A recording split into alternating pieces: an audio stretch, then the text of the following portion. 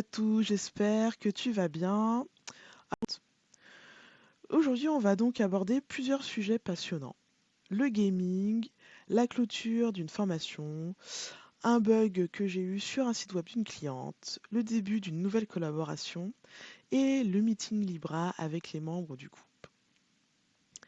Alors commençons par le sujet le plus amusant, le gaming. Si tu ne le sais pas, j'étais une grande joueuse dans ma jeunesse. Cependant, depuis que je suis devenue maman, j'ai mis cette passion de côté. La raison, c'est que j'ai du mal à me limiter quand je joue. Et c'est un peu comme pour les séries ou les films. Du coup, je dois choisir entre dormir et jouer. Et pour le moment, je choisis le repos. Mais un jour viendra où les bonnes vieilles habitudes reviendront.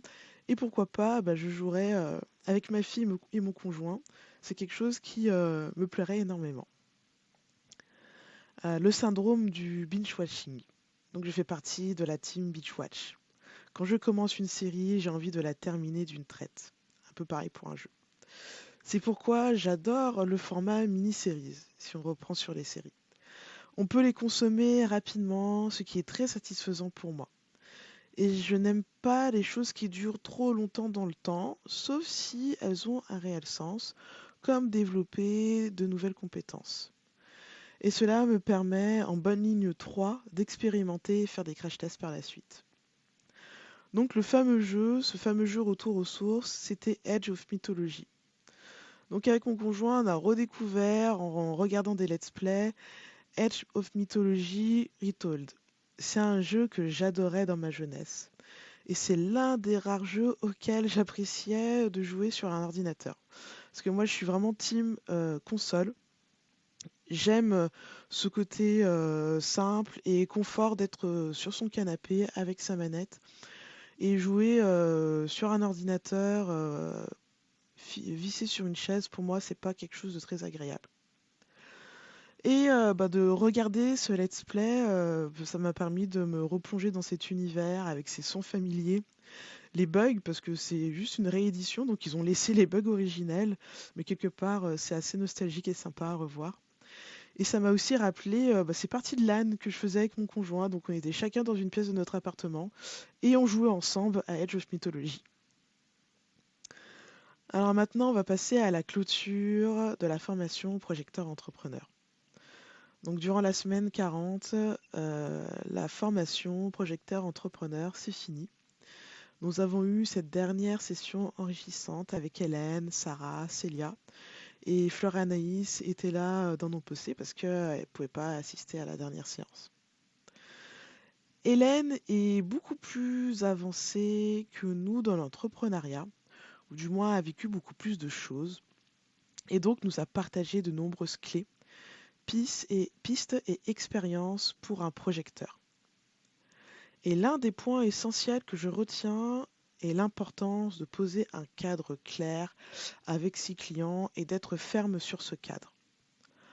En tant que projecteur, il est crucial d'expliquer le pourquoi du comment de ce cadre et de s'assurer qu'il sera respecté. Cela permet une meilleure collaboration et un respect mutuel des énergies de chacun. Donc le design humain dans ma méthodologie. Je me forme actuellement auprès d'Hélène en design humain avec une autre formation qui s'appelle Incarnation. Et j'intègre cet outil dans ma méthodologie de graphiste web designer. Lorsque je crée un site ou des identités visuelles, j'analyse toujours la charte de mes clientes et je m'intéresse particulièrement à leur fonctionnement, à leur énergie et aux outils qui peuvent faire sens dans leur communication, que ce soit communication papier mais surtout digitale. Du coup, j'ai entamé une nouvelle collaboration avec une cliente qui est générateur manifesteur.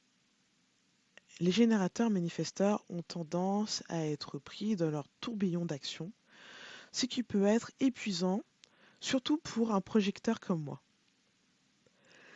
J'ai eu des expériences passées avec des générateurs. Depuis ces 4 dernières années, j'ai appris à analyser ce qui fonctionne bien ou moins bien dans ces collaborations. Le critère le plus important est la reconnaissance et l'invitation de mon expertise. Et le critère le plus important est la reconnaissance et l'invitation et la valeur donnée à mon expertise. J'ai eu des expériences très différentes avec des clientes générateurs manifesteurs. Certaines reconnaissent pleinement la valeur de mon travail, tandis que d'autres, pris dans leur flux d'énergie, avaient du mal à respecter les délais et de facto dévalorisent en quelque sorte mon expertise. Alors attention, hein, quand je dis ça, ça ne met pas en compte la sympathie que je peux avoir pour une personne, et notamment pour les clientes qui étaient prises dans leur tourbillon de générateurs manifesteurs. Il faut bien séparer la sympathie qu'on a pour une personne et l'environnement quand on travaille avec cette personne. On ne mélange pas le pro et le perso, et là, je parle vraiment du côté professionnel. Donc, c'est important d'avoir un cadre. Ces expériences-là m'ont appris à être très attentive à ce cadre-là avec tous mes clients en général, mais particulièrement avec les générateurs manifesteurs. Cela permet d'assurer une collaboration harmonieuse et respectueuse. Comme dit, j'ai récemment commencé une collaboration avec Angeline de Conversation au féminin, qui est donc générateur manifesteur. Et consciente des défis que cela peut représenter, j'ai mis en place un cadre solide dès le début de notre collaboration. Ça, je l'ai mis en place, j'ai pu le mettre en place grâce à la formation récente Projecteur Entrepreneur. Et donc, je vais t'expliquer les stratégies de gestion pour un projecteur. J'apprends à anticiper et à structurer mon travail avec les GM, les générateurs manifesteurs. Et ce que j'ai mis en place, notamment avec la collaboration avec Angeline, c'est de cadrer formellement, de préconfigurer de nombreux éléments pour me permettre de me libérer mon esprit et rester dans ma nature de projecteur. La mise en place du cadre pour assurer une collaboration fluide et du coup, ça s'est passé sur plusieurs niveaux. Un contrat écrit détaillant les limites et les attentes. En ayant une ligne 5, il est important de lever les projections. Ensuite, j'ai fait une vidéo explicative pour renforcer ce fameux cadre oralement. J'ai une petite liste de ce que comment dire. Et donc, il y a une petite liste des 11 commandements de 13 de pique, comment je dois me comporter et comment ma cliente doit se comporter pour se respecter mutuellement. Et avec Notion et Google et Gmail, et avec Notion et Gmail, j'ai pré-programmé des mails automatiques et des rappels sur des dates butoirs. Encore faut-il qu'Angeline règle aussi les notifications de ce côté, mais moi de mon côté, j'ai mes petits push-ups qui me permettent de savoir que je dois rendre un contenu la veille ou la semaine d'avant avec les petits rappels sur Notion. Donc Notion pour l'onboarding, c'est parfait. J'ai créé cet espace pour structurer la collaboration. Cet espace-là existe depuis très longtemps, depuis au moins 9 mois, si ce n'est pas un an. Et la formation projecteur entrepreneur me permet de mieux calibrer les éléments de cet espace onboarding. Et pour Angeline, j'ai pu lui présenter les étapes de l'offre clétée. Ces étapes sont chapitrées et détaillées pour chaque phase du projet. Il y a une date de début et une date de fin avec des dates de livraison pour chaque étape. Ce qui m'a permis de créer un rétro-planning. Et ce planning permet de définir des dates clés pour chaque étape du projet. Comme dit, programmer des mails automatiques de relance, parce qu'Angeline m'a vraiment demandé de la relancer avec un petit délai pour être sûr qu'elle respecte les dates butoirs. Donc je me suis appliquée à faire ça. Et également assurer un suivi régulier et proactif avec ma cliente. Alors du coup, c'est super cool hein, d'être avec une GM pour cette nouvelle prestation, pour l'offre clétée. Ça me permet de tester encore plus cet espace Notion qui est déjà présent depuis, comme je te l'ai dit, à peu près 9 mois ou un an. Mais ça me permet de la tester de façon consciente avec une générateur manifesteur. Elle a déjà été testée consciemment avec des projecteurs, avec une générateur. Et du coup, je suis très contente et enthousiaste à l'idée de recueillir le feedback d'Angeline au début, au milieu et à la fin de cette prestation. Comme ça va me permettre de jauger l'efficacité de cet espace Notion, euh, l'utilité des cases à cocher, voir si c'était vraiment quelque chose de satisfaisant pour Angeline ou pas, et voir si ça a réellement un impact dynamique sur notre collaboration. Tout ça pour dire que ça demande effectivement beaucoup de travail et d'énergie en amont, mais j'ai bon espoir que ça me libérera du temps pour me concentrer davantage sur mes forces, qui sont la créativité. J'espère que cela me permettra de me consacrer davantage sur mes forces, qui sont la créativité et l'analyse. Et une fois que ce cadre sera établi, je pourrai vraiment me consacrer pleinement à créer les identités visuelles d'Instagram d'Angeline, réaliser son analyse design humain en me concentrant sur son fonctionnement, son énergie et les éléments qui font du sens dans sa communication. Il y a eu également, durant cette semaine 40, le débugage du site Espace Santera. Donc j'ai dû intervenir sur le site d'Eli, un site que j'avais créé il y a quelques années, il y a à peu près 3 ans ou 4 ans. Eli m'a contacté car son site était victime d'une attaque. Après analyse, j'ai découvert qu'un plugin était compromis. C'était une sorte de cheval de Troie et ça rendait le site inaccessible de manière sécurisée. J'ai procédé à un audit complet et j'ai pris les mesures suivantes. Après avoir fait la sauvegarde de son site et mis à jour ses plugins un par un, j'ai pu identifier et supprimer le plugin problématique, nettoyer le site des fichiers malveillants et installer un plugin de sécurité Solid Security pour prévenir des futures attaques. Donc c'est un plugin que je ne connaissais pas il y a 3-4 ans en arrière et que maintenant je vais mettre systématiquement sur toutes mes prestations Laia et Skylia pour pouvoir sécuriser les sites de mes futures clientes. À la suite de ça, j'ai fourni à Ellie un rapport détaillé des actions entreprises et des recommandations à venir. J'ai mis en place de nouvelles procédures pour gérer aussi des demandes.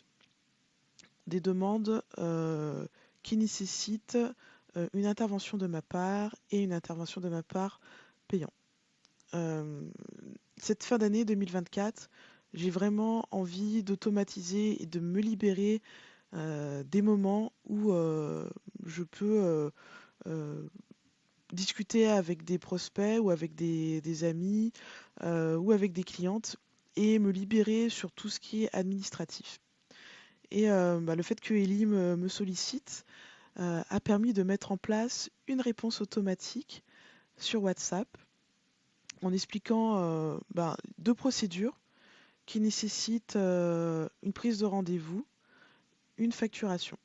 Donc je suis allée sur l'outil cal.com, qui est un outil très performant, qui pour moi est beaucoup plus performant que Calendly, et qui a cette petite option gratuite que Calendly n'a pas, c'est-à-dire programmer ces calls avec un paiement. Calendly, tu peux le faire, mais c'est une option payante. Sur cal.com, c'est gratuit.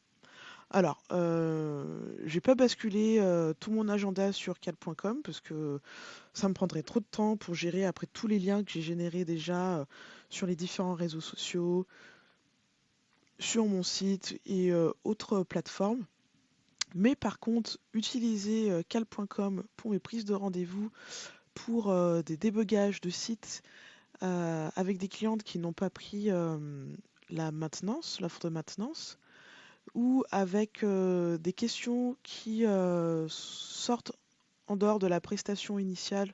Je pense par exemple pour l'offre Bremusa ou Clété. Euh, Ça me permet du coup d'avoir encore une fois un cadre, un outil qui permet de dire à mes clientes, ben voilà, si tu as regardé toutes les vidéos tutoriels et que tu ne trouvais aucune réponse, c'est que ça sort du cadre de la prestation. Du coup, il va falloir de mon côté auditer, passer du temps, te donner une réponse. Pourquoi pas tourner une nouvelle vidéo tutoriel pour t'expliquer cette étape-là que tu as ajoutée à la prestation initiale. Et du coup, ben, ça nécessite une facturation de tant d'euros. Donc voilà, ça m'a permis ben, d'automatiser pour gérer mon temps autrement. Ça me rendra beaucoup plus efficace et je teste ça et puis je t'en donnerai des nouvelles si ça fonctionne vraiment ou s'il y a des choses à ajuster ou si j'abandonne finalement l'idée parce que trop de cas de figure particuliers pour que ça puisse fonctionner correctement.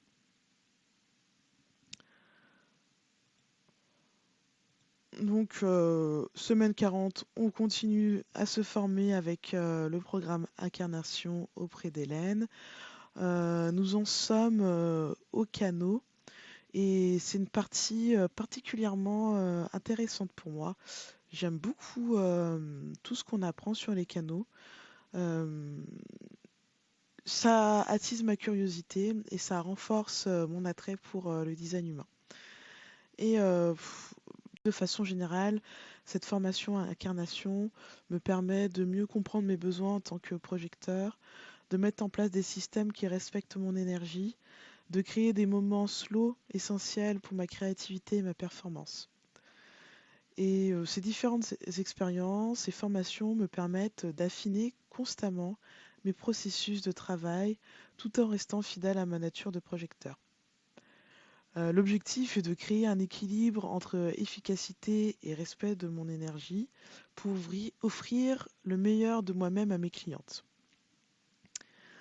Et donc mardi, oui, il me semble bien que c'était mardi, nous avons eu la réunion du programme Libra. Si tu ne connais pas Libra, c'est un programme proposé par Ambre Legrand. Au départ, ce programme se faisait en groupe, mais il me semble que maintenant il est désormais disponible en accompagnement individuel. Cet accompagnement Libra, je l'ai fait en 2020 ou 2021, donc ça remonte quand même. Et Ambre était la deuxième personne à m'avoir fait une lecture en design humain. La première, c'était Célia de Mood de Luna, pour laquelle j'ai réalisé son site web. Et avec Ambre, j'ai suivi ce programme d'accompagnement qui a duré, si mes souvenirs sont bons, à 4 mois, 3-4 mois.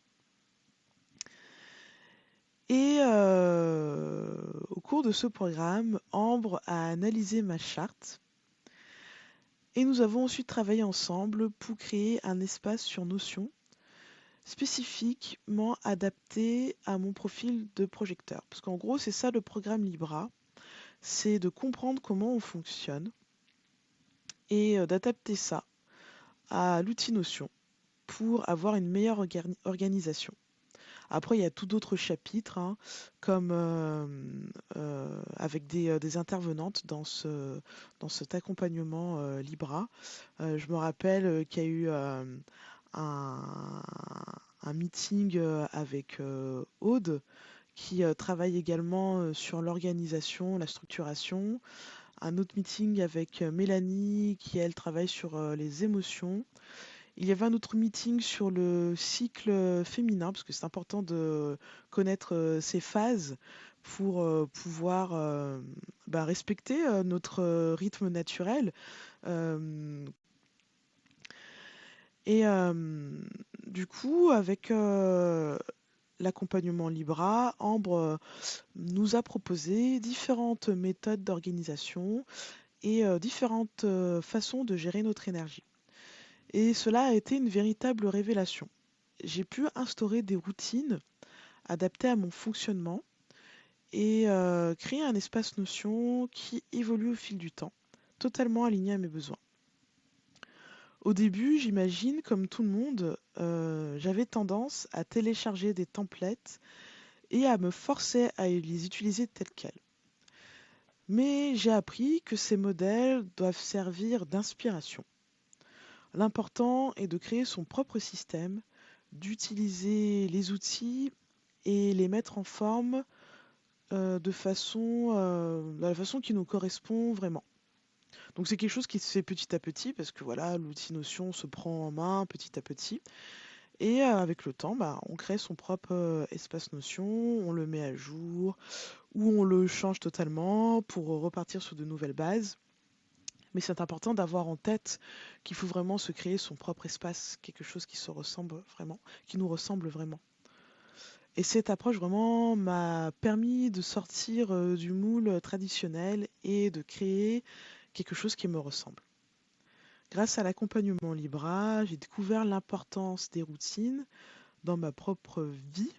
Ayant la porte 5 d'activer, les routines fait partie de mon fonctionnement.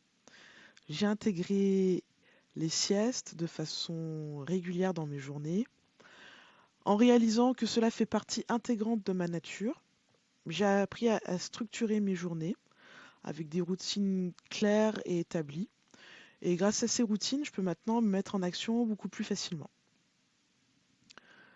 Comme je te le disais, les siestes, c'est quelque chose d'important pour moi. Et ce n'est pas une perte de temps, bien au contraire, ça me permet d'être encore plus productive. J'ai également compris que je dois respecter les saisons. Par exemple, pour moi, en automne, je me sens naturellement en mode slow, en mode down. Et c'est essentiel pour moi de programmer, par exemple, des lancements ou de faire attention à ne pas prendre plusieurs clientes en même temps pendant cette période-là. Et ça m'évite d'avoir cette pression de devoir atteindre un objectif financier. Ça me permet de lâcher prise beaucoup plus facilement et de me dire non, là, ce n'est pas le moment de faire cela.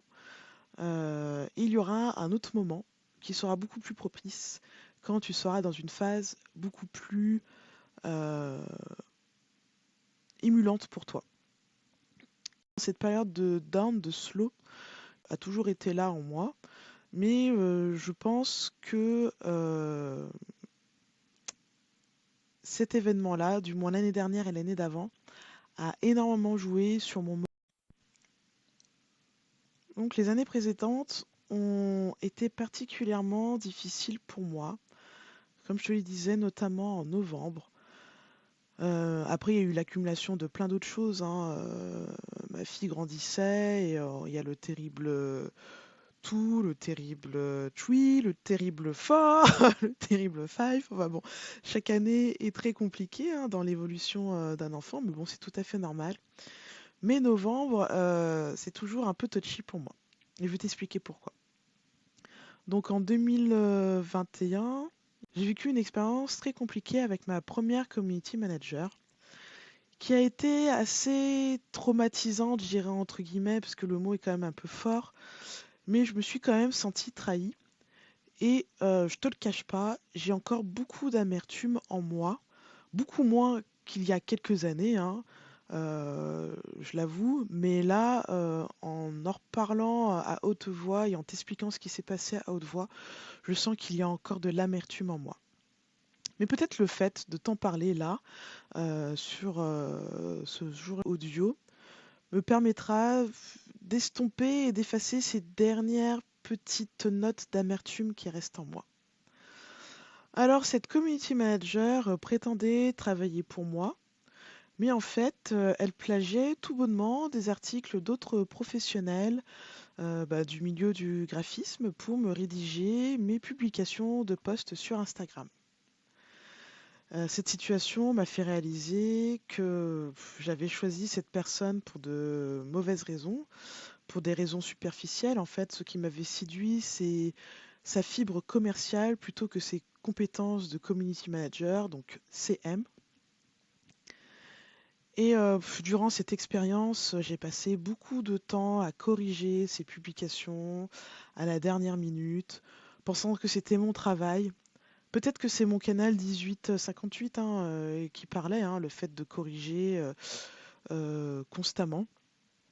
Et je me suis vraiment sentie volée, car à la fin de cette collaboration, qui a été clôturée par ses soins, hein, c'est elle qui ne s'est plus sentie alignée, d'après ses dires, par rapport à ma cible, alors que ma cible avait été énoncée de façon très claire depuis le départ, c'est-à-dire avoir un discours basé sur le design humain, parler à des femmes praticiennes dans le mieux-être, la santé mentale et émotionnelle.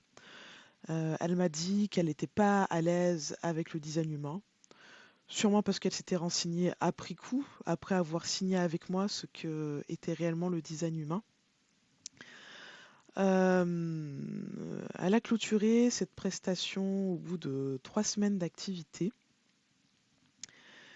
Et du coup, pour autant, elle m'a demandé la totalité de la prestation.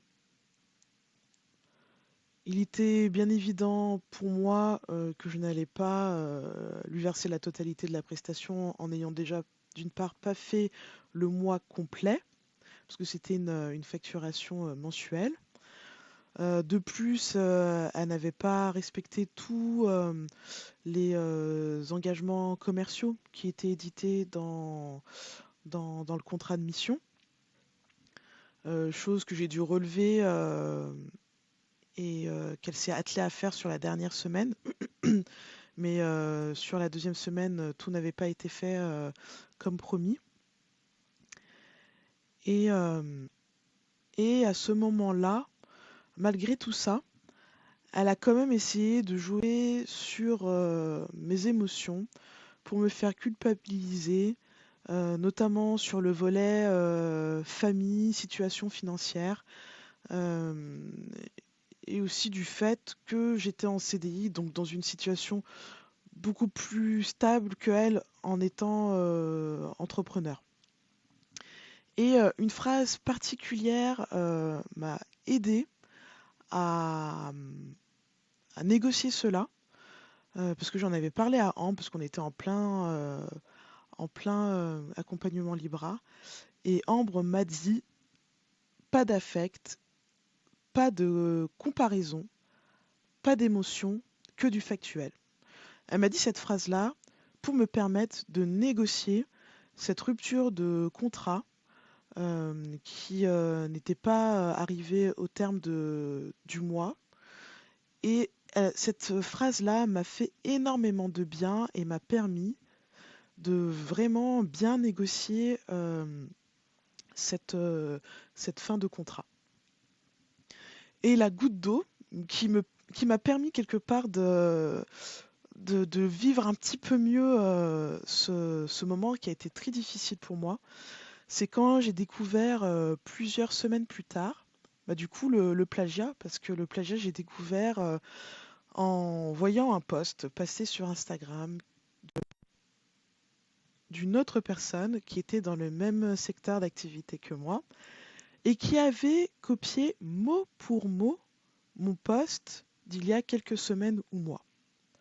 Alors du coup, ni une ni deux, et puis surtout avec quelque part, je vais pas m'en cacher, un ego, autre que l'ego en design humain, hein, un ego un petit peu euh, surdimensionné, en me disant, ah, on m'a plagié, on m'a copié, ça veut dire que ce que j'ai eu dit et travaillé avec cette community manager, ça a de l'importance, ça a résonné dans la tête de quelqu'un. Et cette personne s'est dit, ben, je vais plagier Lydia, parce que ce qu'a dit Lydia est ultra pertinent. Et pour moi, le plagiat, c'est quelque chose à proscrire, c'est interdit. Il faut toujours citer ses sources, c'est quelque chose de très important pour moi. Et le fait d'être plagié, il y a un double sentiment chez moi. C'est un sentiment de c'est pas bien, mais en même temps, si tu es plagié, c'est que tu véhicules un message qui a résonné et qui est important. Après, voilà, la nuance, la ligne entre plagier et citer peut être très fine parce que plagier, quelque part, tu ne cites pas tes sources et citer, eh ben, tu cites la source, tout simplement. Et je me suis empressée, dans un ego, hein, comme je te l'ai dit, hein, surdimensionné, à pourrir la personne, à lui dire eh oh Coco, parce que c'était un homme, hein, tu m'as plagié, tu vas retirer tout de suite ton post sur Instagram parce qu'on ne plagie pas les personnes ou au moins tu me cites. Hein. C'est la meilleure, le minimum de choses à faire. Et cette personne-là m'a répondu de manière très détachée, mais en fait, je t'ai pas plagié toi, moi j'ai copié un article de blog. Donc après, on repassera sur l'éthique de cette personne-là qui m'a dit en toute détente qu'elle avait copié-collé un article de blog sans citer l'auteur de cet article-là. Et c'est comme ça que je me suis rendu compte, à plusieurs mois euh, après la prestation avec cette community manager, qu'elle utilisait des articles de blog, qu'elle plagiait mot pour mot, qu'elle reprenait mot pour mot, alors que j'étais tellement certaine qu'on faisait un travail collaboratif toutes les deux, qu'elle avait vraiment compris l'essence de mon travail en tant que graphiste web designer et de ma particularité, de ma spécificité en tant que moi, Lydia, graphiste web designer, alors que c'était pas du tout ça. Elle copiait-collait des articles de blog sans aucun scrupule. Et donc cette personne-là m'a donné une bonne leçon parce qu'il s'est empressé hein, de me dire bon bah tu me pourris la tronche en m'accusant de plagiat à ton égard alors que c'est pas du tout le cas.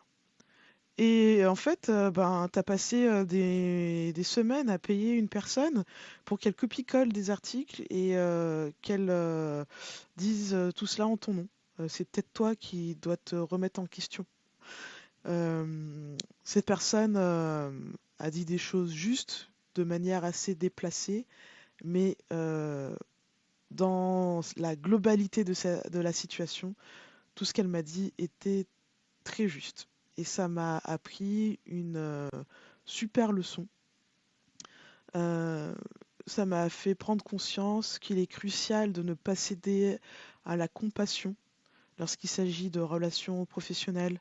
L'empathie, oui, est essentielle, le côté humain est essentiel, mais la compassion peut vite être dangereuse et nous amener à ignorer des signes d'alerte, de subir des choses sur notre santé mentale et notre bien-être, parce que j'en ai rêvé, cauchemardé hein, de cette fin de prestation avec cette community manager en ayant pris tout ce qu'elle m'a balancé à la tronche.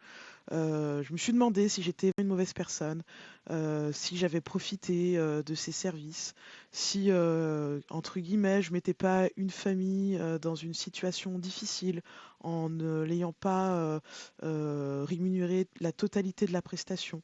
Je me suis vraiment, vraiment, mais vraiment sentie très mal après cet appel avec cette community manager pour clôturer euh, cette, euh, cette prestation.